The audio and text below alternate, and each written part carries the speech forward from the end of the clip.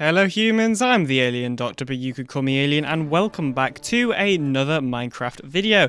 Today we are going to be talking about three kind of small parity features between Minecraft Java and Minecraft Bedrock Edition. So these are basically three features that are in Java but are not in Bedrock Edition. Now originally I was going to show you way more parity features in this video, however I basically recorded so much that I'm actually going to make 2 or 3 videos and do this as sort of like a mini series, so make sure to subscribe if you want to see some more videos like this. The other thing to point out is that these aren't necessarily massively major parity features. I'm kind of going for the smaller ones that sometimes people forget about as opposed to the less obvious ones.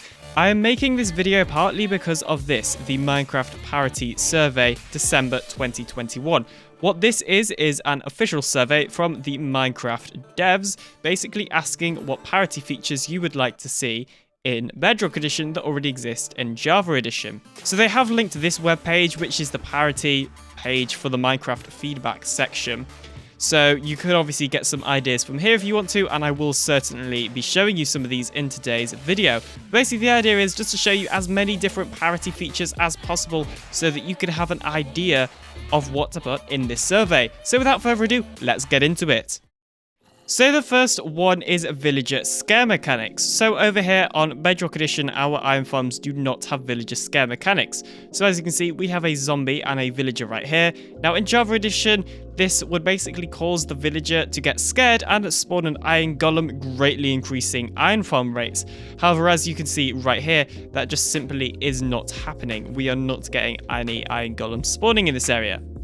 However, if we switch over to Java Edition real quickly, then you will be able to see in this world that we have got a pretty massive iron farm right here. Now, I completely totally stole this. This is by a YouTuber called K1 Inc. So make sure to go subscribe to them. However, this is basically a Java Edition villager scare mechanic iron farm. And these things are pretty OP, as you can see right here. So basically what you have is over here, the villager pops up and then pops back down, scaring the villagers, causing an iron golem to spawn. And well, you can see it's just working all over the place, and it's absolutely massive. It can be stacked, as you can see, on top of each other like it has been right here. And overall, it's just an absolutely massive farm that will produce you an absolute ton of iron golems. Now, if we had this on Java Edition, then it would create some very OP iron farms, which is kind of a completely different topic to talk about for a completely different video, but it would greatly increase our iron farm rates. And if we take a look down here, I mean, you can already see how many iron golems are coming out of this thing. It's just absolutely insane. Right now in Bedrock Edition iron farms, you normally only get like a maximum of 2 iron golems in the kill chamber at a time. As you can see here, on this one, the hoppers are actually overflowing. It's got that much iron. Oh, okay. Well, it looks like most of it is getting stuck, but you can see here, there is just an absolute ton of iron all around here. And overall, this is a very efficient farm, but it's all thanks to that villager scaring mechanic that does not exist in Bedrock Edition, as you can see right here. So look, when the zombie is down there, the villagers can actually sleep in their bed. When the zombie pops back up, they can't because they're scared, spawning an iron golem. It's a really nice mechanic that actually does make a lot of sense that just doesn't exist in Bedrock Edition as of yet. So the next missing parity feature is Spectator mode and Hardcore mode. So on Bedrock Edition, when you go to create your world, as you will see in a second, there is actually no option for Hardcore or Spectator. Obviously, Spectator you wouldn't actually select in the world settings, but in-game you can't switch to Spectator and then you can't create your world as Hardcore or anything like that. Switching over to Java Edition, you can see when I try to create a world, you actually get the Hardcore game mode. Here it is. Now, I would be surprised if you don't know what this is, but basically Hardcore mode is where you have 1 life, and once that life runs out, you are dead for good, and actually locked in spectator mode for that world, as you can see here. In hardcore, all the mobs are the same as the hard difficulty as well. I've actually done a couple of streams in hardcore mode, and you can see my hardcore world here from a couple of those streams. Here it is. So as you can see, we're here on Java Edition, and this is actually my hardcore world that I used to play in on stream. I don't really do it anymore, but yeah, I used to, so this is what it is. And you can see down there, the hearts are actually different. And then if I were to die in this world, I would basically be locked out of it forever, which would be kind of sad. Now, in hardcore mode, when you actually die, you get locked into spectator mode, so you can still spectate your world.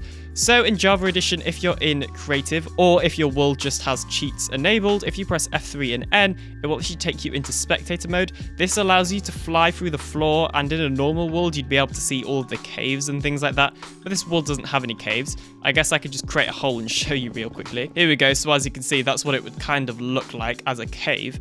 But basically, the point I'm trying to show you is that this is not in Bedrock Edition, only Java Edition. And it would be really nice, especially since the caves update came out. It would be really nice if we could go into spectator mode on a world with cheats, just to be able to have a look around the world for some really cool caves, especially for those seed hunters. Seed hunting on Bedrock Edition is made harder because spectator mode just isn't a thing.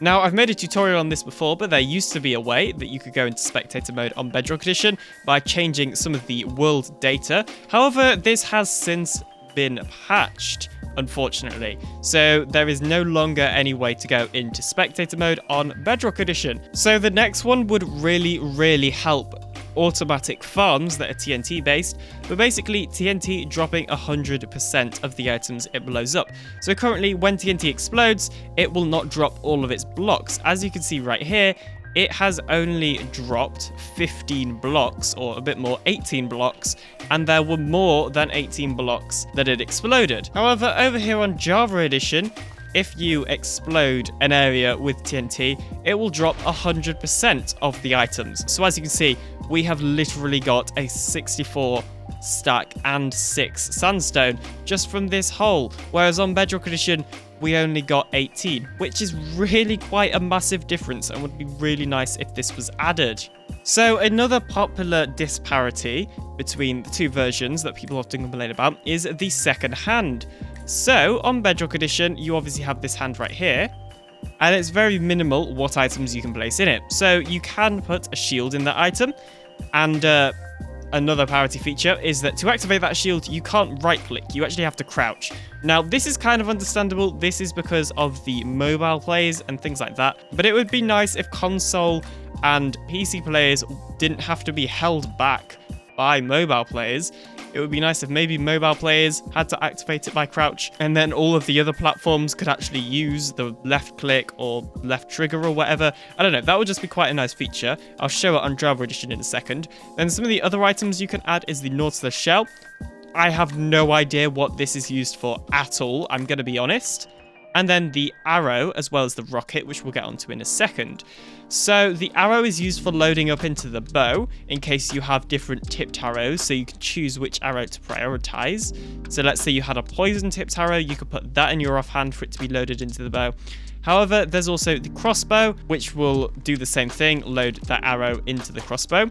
And then the firework rocket. Now you can put the firework rocket into the offhand because you can load it into a crossbow, like this. Admittedly, this actually isn't particularly as powerful as it should be, but whatever, it's still a thing that exists. Something else to point out about the rocket is if you have an elytra, which I obviously do here, you cannot actually use the rocket to take off with your elytra, which is pretty bad, whereas you can obviously when you're holding it in your normal hand, you just can't in the offhand, which is really annoying. So it'd be really nice if we could put firework rockets in their offhand and actually use them whilst flying with the elytra, because you can't right now, which is just a massive tease, honestly. So in Java Edition, if you put an elytra on, like I have right here, you can actually use this and then put the firework rocket in your offhand. You can actually use this to fly, and it would probably help if I was in survival. But there we go, you can use that firework rocket to fly in your offhand, as you saw just then. So there we go, I've now got an entire stack, and you can see my fireworks are in my offhand, and I can use these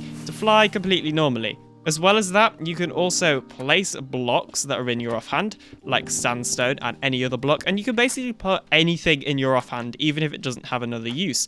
I talked about shields as well. Shields can be put in your offhand, and then you use right click to actually activate them, which is a really nice little feature.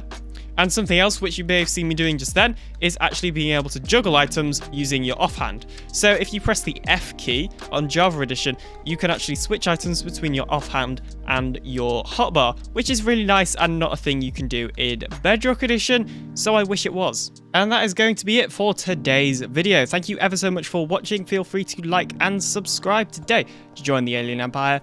Pinecraft Season 3 is also starting very soon. Pinecraft is an SMP, and we just reset for 1.18. And in the upcoming days, you should see my episode 1 dropping. I'm very, very excited, so make sure to subscribe if you also want to catch that. But other than that, I'll see you in the next video, coming very, very soon. Bye.